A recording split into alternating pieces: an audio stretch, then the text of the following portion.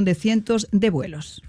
Israel abatió al jefe de inteligencia del grupo terrorista Hamas. 3 de la tarde, 15 minutos. ¿Por dónde quiere usted empezar, amigo? A ver, esto es como yo digo siempre, como una especie de pastelería donde usted abre la puerta y hay 400 dulces que uno no sabe por dónde va. Coja el que más. Bueno, vamos a empezar, si le parece a usted, con este tema de los jueces, que a mí me parece que es absolutamente increíble. Yo entiendo, y lo hemos compartido en muchas ocasiones, que un presidente en un momento dado puede tener un poder limitado, según la propia Constitución, pero el engranaje demócrata de que cada paso que da el presidente o la administración Trump, ni siquiera el presidente, para poder hacer alguno de los cambios que se prometieron en la campaña, ahora se está tratando de ponerle cortapisas en las Cortes. Es un bloqueo absoluto de cada uno de esos pasos que se hace. Y yo creo que en este momento, Agustín, visto lo visto, va a tener que ser realmente la Corte Suprema de Justicia, o en todo caso incluso el propio Congreso, quien vote para limitar el poder de esos jueces. El problema que estamos teniendo, porque el método es el que ha habido toda la historia de los Estados Unidos. Si de pronto el Congreso aprueba una ley, como de hecho le aprobaron a Reagan, pidió el veto por línea en un presupuesto. Antes o vetabas el presupuesto completo o lo dejabas pasar y lo aprobabas. Reagan quería el veto individual, o sea, esta línea sí, esta línea sí, esta línea sí, pero esta línea no podía Reagan y el Congreso le aprobó. Y luego el Tribunal Supremo dijo que no podía ser. Bueno, el proceso de impugnar una ley o una resolución a través de los tribunales federales ha existido toda la vida, claro. Y creo que debe continuar con existiendo. Sentido común. El problema que está viendo aquí es el siguiente. Estos señores buscan e identifican a los jueces más radicales. Y estados particulares. Okay, exacto. En un lugar en Maryland hay un juez radical que fue nombrado por Obama, o en este otro lugar hay un juez radical que fue nombrado por Biden. ¿Y cómo sabemos que son jueces radicales? Porque antes de llegar a la judicatura eran profesores universitarios o eran abogados en práctica privada y se manifestaron y escribieron artículos y dieron conferencias y dieron disertaciones y hablaron en público, y muchos de ellos han tenido inclusive participación a través de redes sociales como Instagram, como Twitter o como Facebook. Y se conoce lo que dicen y lo que han dicho. Entonces, se sabe el tipo de filosofía ideológica de este juez. Y lo que están haciendo los sindicatos, los grupos como la Unión de Libertades Civiles Americanas, o los propios fiscales demócratas de estados como Massachusetts, Maryland y California, es ir y presentar las demandas contra Trump en estos tribunales, a sabiendas que esos jueces los van a favorecer a ellos por cuestiones ideológicas. Ahí es donde está el veneno del problema. Y ese es el problema. No en sí en la demanda, no. es en la forma en que se está procediendo. Yo lo comentaba esta mañana, es la utilización de la justicia. No la justicia per se, sino el uso que se hace de la justicia. Y como además venimos de 4 años donde ese uso de la justicia ya vimos cómo se podía manipular políticamente, tristemente, ahora lo que se trata también es de que las decisiones que tome el presidente de los Estados Unidos al final del día son decisiones también que ha tomado el pueblo americano y que ha depositado en el comandante en jefe de la nación. Tú lo que no puedes hacer es utilizar a esos jueces particulares, en muchos casos appointed por Obama, por Biden, contrarios a lo que puede representar la causa republicana, en esos estados particulares que sabes que son contrarios también a las causas republicanas, y tratar de poner un veto o un freno, aunque sea temporal, porque fíjate, en muchos casos saben que la decisión final no les va a favorecer, pero el tiempo que pasan, el desgaste que hay, este juez, por ejemplo, que ha habido ahora mismo, el de las deportaciones, sigue exigiendo al Departamento de Justicia en este momento que otorguen más papeles y que den más papeles, etcétera. Yo sé que puede cumplir su misión y que puede cumplir su trabajo, pero el tema principal es que si un presidente está considerando que es un problema para la seguridad nacional tener a esos individuos dentro del suelo de los Estados Unidos, si los han montado en un vuelo que además está en el aire y ya el avión se está yendo, es como buscar 3 patas al gato, Agustín. Bueno, porque este juez no es un juez cualquiera. Este fue un juez seleccionado con mucho tino y con mucho acierto por parte de los demandantes, porque sabían que este juez tiene cierta inclinación partidista o ideológica. Lo mismo con la jueza ayer, que en el estado de Maryland emitió un dictamen contrario al gobierno de Trump, prohibiéndole al Departamento del Seguro Social, a la Administración del Seguro Social, abrir sus computadoras para que sea auditada por el Departamento de Eficiencia Gubernamental. Pero vamos a ver, vamos a partir de lo siguiente. Constitucionalmente hablando, ¿bajo qué égida cae la Administración del Seguro Social? Bajo el Poder Ejecutivo, bajo la Presidencia. El Departamento de Eficiencia Gubernamental, ¿a quién pertenece? Al Poder Ejecutivo, a la Presidencia. Es como prohibirle a esta radio que un auditor audite al Departamento de Contabilidad. Si el gerente o el dueño de la radio así lo quiere, ¿quién lo puede prohibir? El problema no es que lo puede prohibir nadie, porque bajo la ley constitucional el gobierno ejecutivo controla las agencias ejecutivas, y cómo la controla está perfectamente definido en su autoridad. Totalmente, pero además el problema es cuando existe la intención. Cuando tú ya has manifestado esa intención públicamente, incluso al día siguiente del mandato de Trump, de que cualquier cosa que tratara de progresar Donald Trump, ya sea a nivel migratorio. Ayer incluso cuando se trató de desmantelar el Departamento de Educación y darle esa potestad a los estados para que sean ellos quienes lo hagan. Esto incluso el propio Reagan lo intentó. O sea, antiguamente llegado los estados, a la Casa Blanca lo quiso hacer. Por eso, los estados antes eran quienes regulaban la parte educativa. Después hubo un cambio, se trató de crear un Departamento de Educación Federal. Cuando llega Reagan al poder, dijo, oigan, no, esto no se puede hacer así, esto no está funcionando. Y la razón por la que no se ha hecho y no ha habido ese cambio es porque nunca en el Congreso o en el Senado ha existido esas mayorías para poder aprobarlo y para poder pasarlo. Si no, créanme ustedes que ya hubiera ocurrido, y si lo hubiera hecho Biden le estarían aplaudiendo como focas, pero como no lo ha hecho Biden, entonces hay que criticarlo sustancialmente. Te garantizo que mañana vamos a tener en una corte cualquier otro grupo de libertades civiles apelando a la decisión del desmantelamiento del Departamento de Educación. En el desmantelamiento de educación, yo estoy seguro que la Casa Blanca sabe la línea que no puede cruzar. ¿Por qué? Yo estudié high school aquí, y cuando yo estudié high school no existía el Departamento Federal de Educación. La educación la administraban los estados. Y la educación que yo recibí en un colegio público fue excepcionalmente buena. En Hialeah, Miami Lakes, a mediados de la década del 70. No existía el Departamento de Educación. Yo me gradué, y al año de yo graduarme de high school, Carter logra que el Congreso le apruebe por primera vez el Departamento Federal de Educación. Ahora vamos a los resultados. Porque si tú me dices a mí que el Departamento Federal de Educación nos ha colocado en una posición mundial cimera, el primero en criticar a Trump sería yo. Pero el Departamento Federal de Educación en 40 años se ha gastado $3,5 trillones de dólares. 3 trillones y medio de dólares.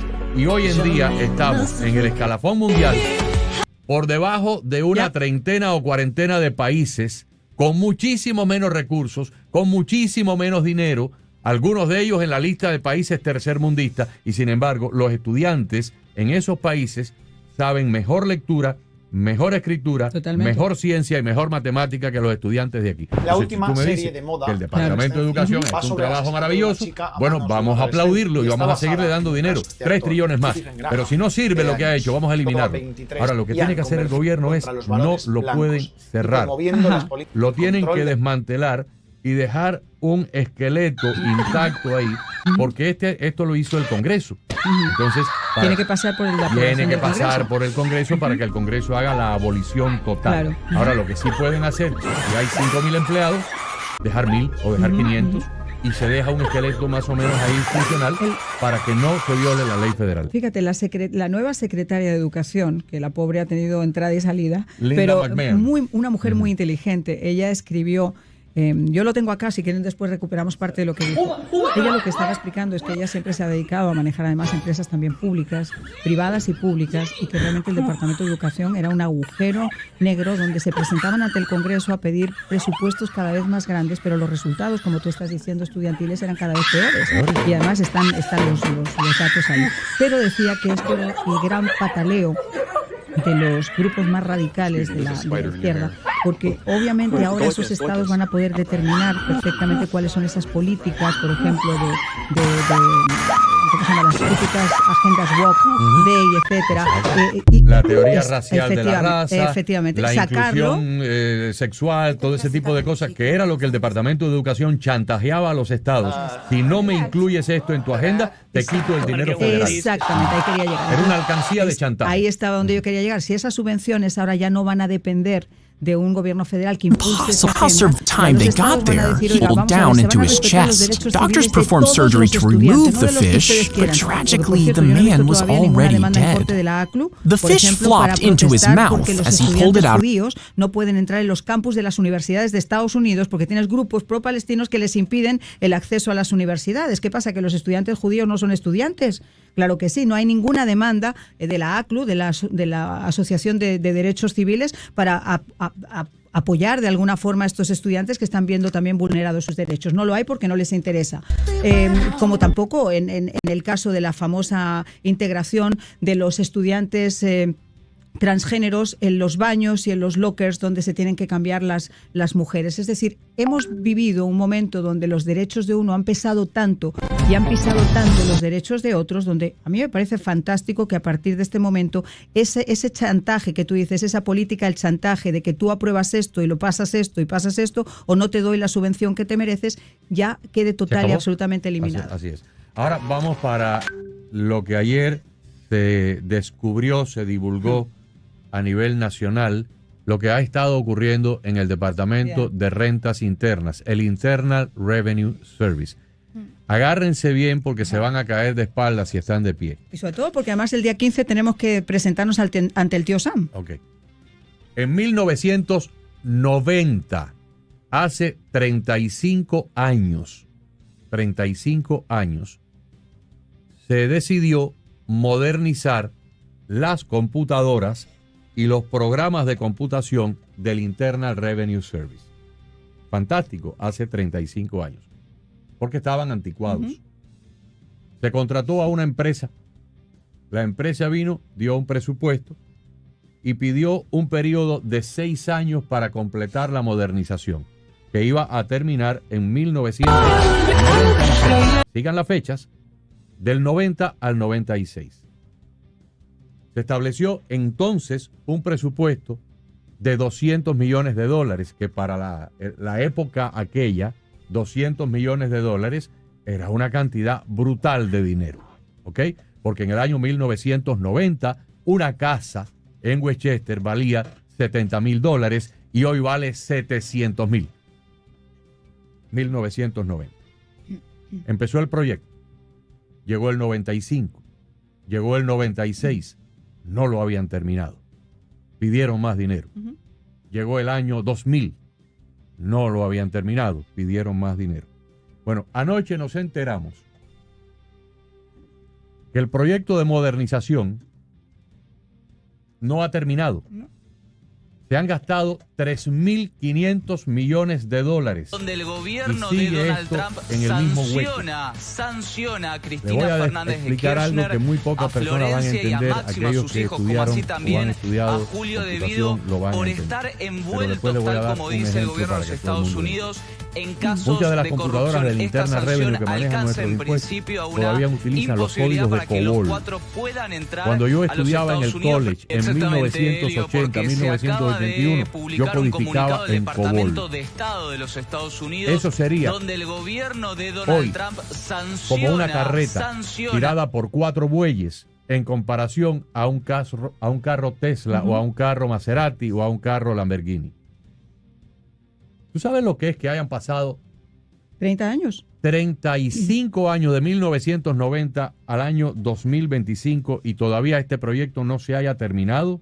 Esta modernización de computadoras y de programas de cibernéticos no se haya terminado y nos hayamos gastado de un proyecto que iba a costar 200 millones, ya vamos por 3.500 millones y todavía no se ha terminado.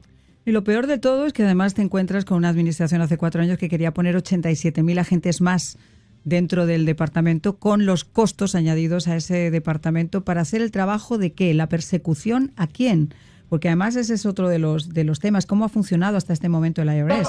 Mientras nosotros tenemos que hacer nuestra declaración de Hacienda en tan solo un mes, uno se pregunta qué ha pasado con todo ese dinero. Estamos hablando, Agustín, 3.500 millones de dólares que han entrado en 30 años dentro del departamento en un agujero. Ayer estaban diciendo que es un agujero negro, es un agujero increíble el que estaba el secretario del Tesoro y estaba también uno de los tecnócratas de Dodge explicando en el programa de Laura Ingraham, y yo lo estaba escuchando muy atentamente, pero decían, oye, el agujero negro que nosotros hemos encontrado es difícil explicar la dimensión. Ahí se han llevado dinero por un tubo, como se suele decir. ¿Dónde ha ido a parar todo ese dinero que tendría que haber ido a parar, valga la redundancia, en los cambios tecnológicos para hacerlo mucho más ágil y hacerlo más efectivo? El problema, Mariana, es que cuando tú tienes la gallina de los huevos de oro, poniendo huevo, no un huevo diario, porque las gallinas ponen un huevo diario más o menos, no, esta gallina pone 20 huevos diarios, la de los huevos de oro, y yo tengo el contrato, yo no quiero que se acabe nunca. ¿Por qué? Porque voy a tener siempre huevos de oro. O sea, lo que podía haberse terminado y tenía que haberse terminado en 6 años, ya va para 35 años y todavía no lo hemos terminado, porque la gallina sigue poniendo huevos de oro. Mientras haya lingotes de oro, vamos a seguir exprimiendo la gallina. Mire usted, los que los han tenido de oro son los que se lo han llevado, sí, y los que durante todo tiempo lo han tenido debajo del mantel. Y ahora que por fin se descubre, entonces tenemos una campaña, que va a ser harina de otro costal, iniciada contra la persona que nos está ahorrando millones y millones de dólares a republicanos, independientes, demócratas, al final del día americanos todos, con una campaña iniciada incluso por, y perdóname la expresión, una normal, porque no hay otra forma de llamarlo, del ex vicepresidente, candidato a la vicepresidencia de Estados Unidos, que no se le ocurre otra brillante idea que ponerse subido en un escenario, y no es un cómico, no es Jimmy Kimmel, es un tipo que ha estado a punto de ser el vicepresidente de Estados Unidos, diciendo que su mayor impulso es cuando se mete todos los días en su teléfono iPhone y ve caer las acciones de Tesla y ver los concesionarios de Tesla ardiendo. ¿A quién se le puede llegar a ocurrir sobre la faz de la Tierra hacer un comentario que es una apología del terrorismo al final del día? Absolutamente, de un terrorismo doméstico. Bueno, para concluir y pasar a nuestro primer invitado, le preguntaron al tecnócrata que está ahora dirigiendo el proceso de remodelar y modernizar el Internal Revenue, que con cuánto personal haría falta para hacerlo. Dice 200 personas, pero trabajan ahí, en ese proyecto trabajan 4,000. Con 200 basta y trabajan 4,000. Y con 4,000 no lo han terminado en 35 años y nos hemos gastado 3.500 millones de dólares. Y encima quería poner, como te digo, el individuo 87.000 agentes más, si no es porque la situación cambia. Ahora dígame que estas cosas no hay que entrarle con un machete en cada mano y cortar cabeza y cortar gastos y cortar estupideces y cortar burocracia y poner gente que sabe en cada uno de esos departamentos y hacerlo rápido y hacerlo de una manera eficiente. A mí lo que me encanta es la idea de que además se vea todavía más limitado el departamento de rentas internas y que haya un departamento de rentas externas. Es decir, que gran parte del dinero que entre en los Estados Unidos sea por parte de los países que durante tanto tiempo se han estado aprovechando de la situación de Estados Unidos. Si finalmente el presidente logra que aquellas personas que cobren menos de $160,000 no tengan que prestarle ningún tipo de taxe, ningún tipo de impuesto al IRS, yo creo que el pueblo americano estaría saltando en una pata. A mí qué me importa que me cobren en lugar de un 7, un 15% si voy a comprar algo, si al final del día yo me estoy ahorrando el tener que pagar de mi dinero al IRS para los usos que ya estamos sabiendo. Así es. 3 de la tarde, 32 minutos, hablemos un poco de salud, de excelente salud y bienestar, sobre todo a nivel mental, para las personas que tienen problemas de insomnio o problemas de memoria. Está con nosotros el licenciado Jesse Gutiérrez, viene acompañado por Maite Rodríguez. Muy buenas tardes. Hello, qué bueno que por fin coincido. Está bien interesante porque cuando hablamos de la pérdida de memoria, todo el mundo identifica lo obvio. Cuando se le olvida lo que iba a decir, cuando va a buscar algo, cuando se le tira las llaves y las pierde. Pero hay otros cambios que están relacionados con lo que es la decadencia mental, cognitiva, relacionado con la edad, que va incrementando con la edad. Y muchas personas ya están escuchando y sufriendo los avisos y no los reconoce. Por ejemplo, uno de ellos es dificultad de tomar decisiones. Nos ponemos como más indeciso. Otro cambio es nos mantenemos una rutina, porque actividades nuevas, diferentes, nos dificulta, entonces lo evitamos. Nos vamos como aislando y manteniendo en la misma rutina. La velocidad, esa es otra, en cual uno puede procesar y la inteligencia permanece, pero si hablas con alguien que te habla muy rápido, es difícil seguir el tema. Si las noticias vienen muy a prisa, como que no capto bien la información, y estos son cambios, otra cosa. Encontrar la palabra de repente. Yes. Y a veces lo que hacemos en lugar de la palabra es que describimos la cosa. Entonces, si estamos hablando de la cocina, de cocinar, eso que se usa es de metal y se le echa el agua, no es un sartén, es olla, sí, la olla. Se nos olvida el nombre de la cosa y entonces describimos esa cosa. Todos estos son avisos, todo esto. Otra cosa, aprender información nueva. A veces en el trabajo nos cae un sistema de computadora nueva. Esta es una de las razones por qué personas con la tecnología, personas ya mayores, luchan tanto porque la tecnología está cambiando. Los pone nervioso. Y está cambiando. Claro, entonces exacto. hay que aprender un update del iPhone y ya cambiaron los botones un poquito. Te iba a preguntar, el estado de ánimo también es importante. O sea, el estado de ansiedad de las personas mayores, ¿lo ayuda con lo que hoy vamos a hablar específicamente los productos que nos traes hoy? Fíjate, Maite, y eso es otro cambio. A veces nos ponemos más irritables, menos pacientes. Estos son cambios neurológicos, cognitivos, relacionados con la decadencia. Todo esto que estoy mencionando, salió un artículo Lancet Neurology, y son cambios que no identificamos como pérdida de memoria, pero es parte de esa decadencia. Empiezan a preocupar, claro que sí. Claro. Nos preocupa. Sea la edad que sea. Sea la edad que sea, Maite. Y tú sabes que una de las cosas que contribuye a esta decadencia es la circulación periférica, la circulación cerebral. Con la edad, el flujo sanguíneo del cerebro disminuye. Aquí es donde una medicina natural como la Procera, que ha sido reconocido en países europeos por décadas como un terapéutico medicamento, incluso por receta médica. La Procera tiene un componente que ayuda a relajar los vasos sanguíneos, que irriga sangre al cerebro, abriendo la llave de circulación, el transporte de oxígeno, glucosa, nutrientes, y entonces ayuda a contrarrestar esta decadencia relacionada, este envejecimiento de nuestro cerebro. La otra cosa que yo recomiendo, aparte de la Procera, y uno por la mañana se toma sus capsulitas de Procera. A mí me ha venido al pelo lo que tú me regalaste del magnesio. El magnesio Mind. Impresionante. El Mind. Sí, sí. No sé. Yo la veo mucho más afilada, más ágil, mucho más. ¿verdad? Sí. Pues espérense usted que llevemos media hora más. y lo que destaca, Mariana, ese magnesio, por ejemplo, el citrato de magnesio, es su habilidad de cruzar la barrera hematoencefálica del cerebro. ¿Okay? Hay muchos magnesios y todos son buenos, pero para llegar al tejido cerebral, donde ayuda la sinapsis, donde ayuda esa chispa de comunicación entre una neurona y otra, para que reduzca el riesgo de Alzheimer's. Maite, algo que estuvimos hablando en otras ocasiones, como cuando los niveles de magnesio en el tejido cerebral suben, la incidencia de Alzheimer's, Parkinson's y otras enfermedades neurodegenerativas bajan significativamente. Y le estamos hablando hoy hacia una comunidad, a nuestros oyentes, que muchos de ellos son personas mayores o conviven con personas mayores en casa, porque esta comunidad de cubanos, venezolanos, nicaragüenses, tenemos siempre en casa a un abuelo o un papá, una mamá. Tenemos a quien ayudar con estos productos hoy. Así que hay que fortalecer la memoria y la salud de nuestros ancianos y la nuestra también. Bueno, y el estrés y la falta de sueño, claro, porque eso también incide muchísimo.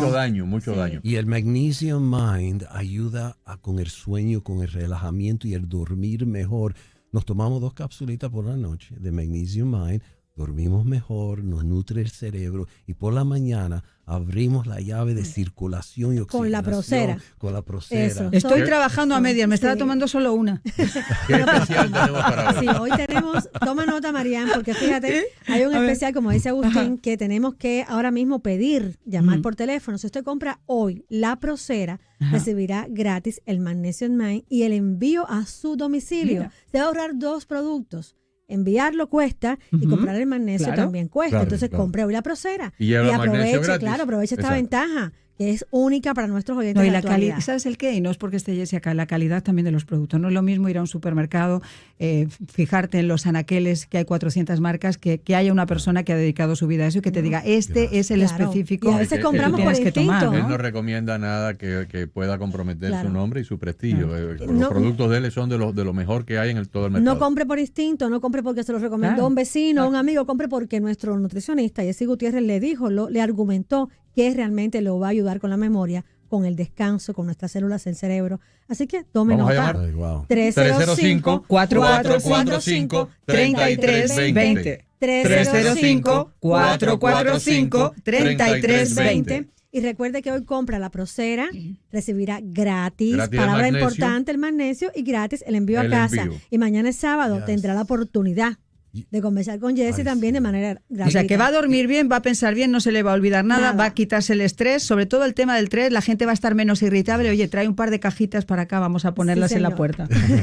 305-445-3320, 305-445-3320. Y los espero mañana con brazos abiertos. Los oyentes de este programa son gente tan chévere. Recuerde. Y siempre un placer. La farmacia de Jessie Gutiérrez. Muchas gracias. Gracias.